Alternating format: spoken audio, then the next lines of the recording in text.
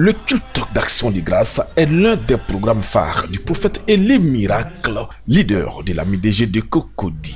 Il constitue l'application d'une recommandation divine par laquelle l'Église témoigne sa gratitude à Dieu. En fait, l'action de grâce, c'est pour reconnaître les bienfaits de Dieu. Lorsque vous êtes en train de servir le Seigneur, il arrive des moments où vous vous asseyez pour faire un bilan, pour dire vraiment tout ce que j'ai eu, c'est par la grâce de Dieu.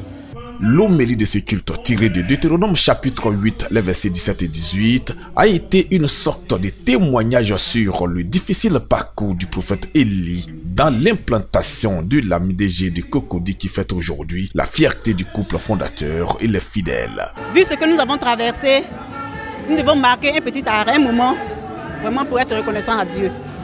Donc ce matin, je suis vraiment dans la joie d'être reconnaissant au Dieu du prophète Élie, au Dieu du grand papa, de Papa Paul. Le Conseil national de la MDG, adoptant la vision de son président, l'apôtre Amani Paul, encourage l'action de grâce dans toutes les communautés. L'Église est partout dans le monde, au Mali, au Maroc, au Canada et dans toutes les régions de la Côte d'Ivoire. Vraiment, c'est une grâce et nous savons que Dieu a beaucoup fait. Donc en retour, il faut que nous venions lui dire merci. La particularité de ce dimanche a été la présence de l'ambassadeur Claude Saïssou Maoro, chef de cabinet du président de la République en qualité d'invité d'honneur. Il a saisi l'occasion pour inviter l'Église à intercéder en faveur d'un climat de paix en Côte d'Ivoire. J'ai beaucoup insisté sur le fait que rien de grand et de stable ne peut se faire si nous sommes en des périodes de désordre.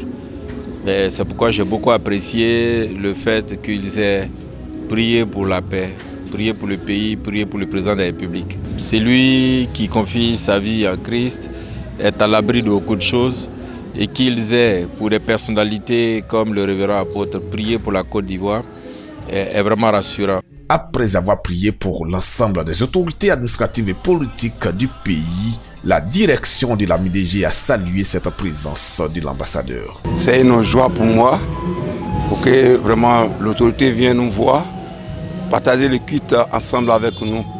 Je suis débordé de joie pour le voir à côté de nous, pour vraiment donner des bonnes paroles. Je suis tellement satisfait et je bénis le Seigneur pour ça. Notons que la reconnaissance à Dieu a aussi été en louange à ce culte avec les chantres Emmanuel Boifo et Conny Fontali.